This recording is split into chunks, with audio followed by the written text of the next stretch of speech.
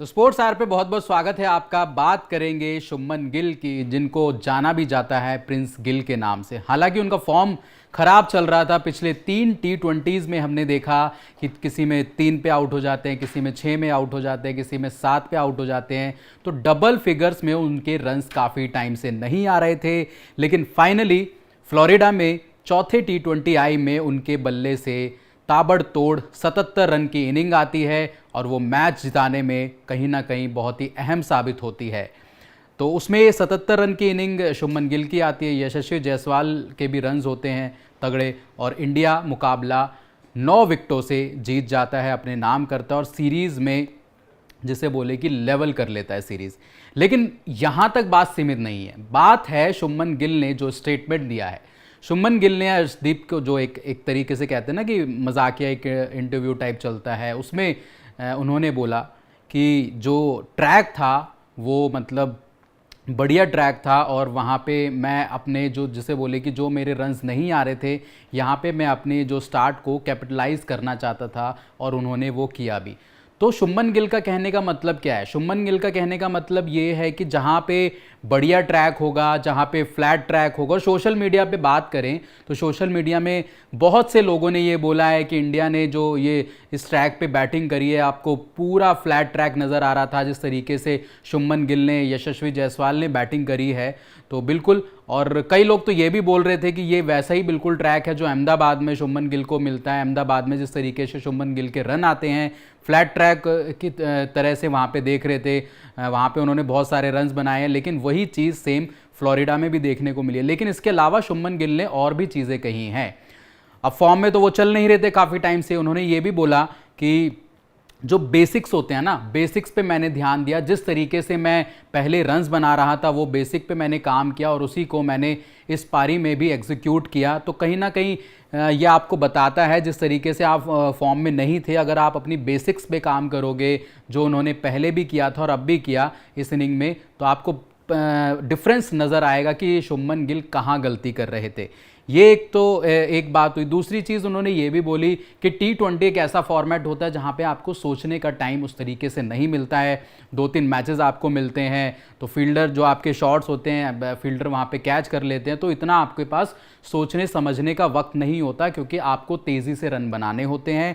और उनको ये भी लगता है कि मैंने 3 मैचेस में जिसमें उनके रन्स नहीं आए, उन्होंने बोला कि मुझे लगता है कि मैंने कोई ज़्यादा उसमें गलती नहीं करी, बस ये है कि जो मेरी बेसिक्स थी मैंने उसको ध्यान में नहीं रखा, लेकिन इस इनिंग में मैंने अपने बेसिक्स को ध्यान में रखा और उसको एग्जीक्यूट किया और अपनी इनिंग को कैपिटलाइज भी किया। जिस तरीके से मेरे को स्टार्ट मिला और जो पहले मुझे स्टार्ट मिल रहा था मैं उसको कन्वर्ट नहीं कर पा रहा था, और अब जो मुझे स्टार्ट मिला मैंने उसको वहाँ पे कन्वर्ट किया है। तो कहीं ना कहीं शुभमन गिल पे ये सवाल बरकरार हैं कि आप इस तरीके के ट्रैक पे रन्स बना रहे हैं, और अहमदाबाद जैसा बिल्कुल सिमिलर ट्रैक यहाँ पे बताया जा रहा था सोशल मीडिया में। जिस तरीके से चर्चा है इस ट्रैक को लेकर, फ्लोरिडा के ट्रैक को लेकर, कि भाई आपको तो उसी तरीके के ट्रैक मिल गया, वहाँ पे आपने रन्स बना दिए, लेकिन नहीं, यहाँ पे शुभमन गिल ने रन्स बनाए हैं।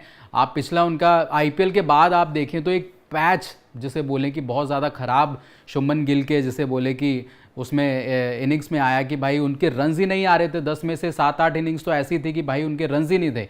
एक मैच में ODI में रन्स थे, लेकिन अब उनके T20 में उस तरीके से भी रन्स आए हैं। बट इसका दिक्कत क्या है? इसकी दिक्कत शुभमन गिल ने बताई है कि भाई ट्रैक अच्छा था तो मैंने अपनी इनिंग को बड़ा किया, कैपिटलाइज किया।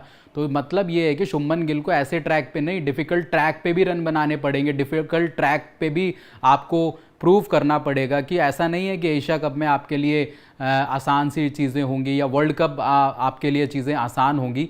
तो कहीं ना कहीं शुभमन गिल को ये समझना चाहिए, ठीक है मैं ऐसे ट्रैक पे स्कोर कर लूँगा, लेकिन डिफ़िकल्ट ट्रैक पे भी आपको चीज़ें उस तरीके से नहीं मिलेंगी। आपको सीखना पड़ेगा, आपको करना पड़ेगा, आपको वहाँ पे भी रन्स बनाने पड़ेंगे। आपको ये एक्सक्यूज़ नहीं देना होगा कि यहाँ पे ट्रैक अच्छा था तो मैंने रन्स बना दिए। तो कहीं ना कहीं ये शुभमन गिल की, जिसे बोले कि बैटिंग एबिलिटी पे क्वेश्चन मार्क लगाता है। और उस तरीके से शुभमन गिल की बैटिंग एबिलिटी पे क्वेश्चन मार्क नहीं है, लेकिन हाल फिलहाल में जो हमने परफॉर्मेंस उनकी देखी है वो थोड़ा सा क्वेश्चनेबल है, क्योंकि उनके रन्स नहीं आ रहे थे।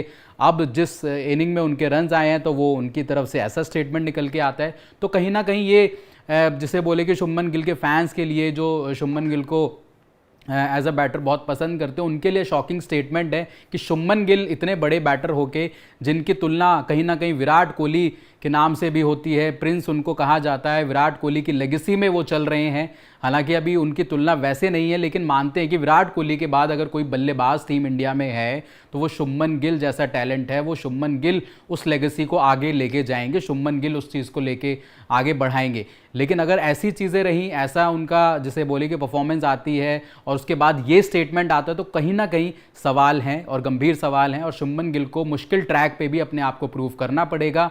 और हम तो विश यही करेंगे कि शुभमन गिल जिसे बोले कि कठिन ट्रैक पे भी वहाँ पे रन्स बनाए, एशिया कप में रन बनाए, वर्ल्ड कप में रन बनाए। तो हम तो उम्मीद करेंगे और बेस्ट विशेज़ है हमारी शुभमन गिल के साथ। तो उम्मीद यही है और प्लीज़ उनसे रिक्वेस्ट भी यही है कि वो रन्स बना के ऐसे स्टेटमेंट ना दें। सोशल मीडिया पे फिर मजाक भी बनता है कि आप फ्लैट ट्रैक के उस तरीके से प्रिंस गिल हैं। तो कहीं ना कहीं ऐसी चीज़ें आप बोलने से बचें, आप अपनी परफॉर्मेंस पे ध्यान दें और टीम को मैच जिताने पे ध्यान दें। आपको ये वीडियो कैसा लगा और शुभमन गिल की स्टेटमेंट पे आपकी क्या राय है, प्लीज़ हमें कमेंट करके ज़रूर बताएं। स्पोर्ट्स आर को सब्सक्राइब नहीं किया है तो सब्सक्राइब ज़रूर करें। वीडियो अगर पसंद आ रहा है तो लाइक शेयर ज़रूर करें। फिलहाल चलते हैं, लेते हैं इजाज़त। जय हिंद, जय भारत।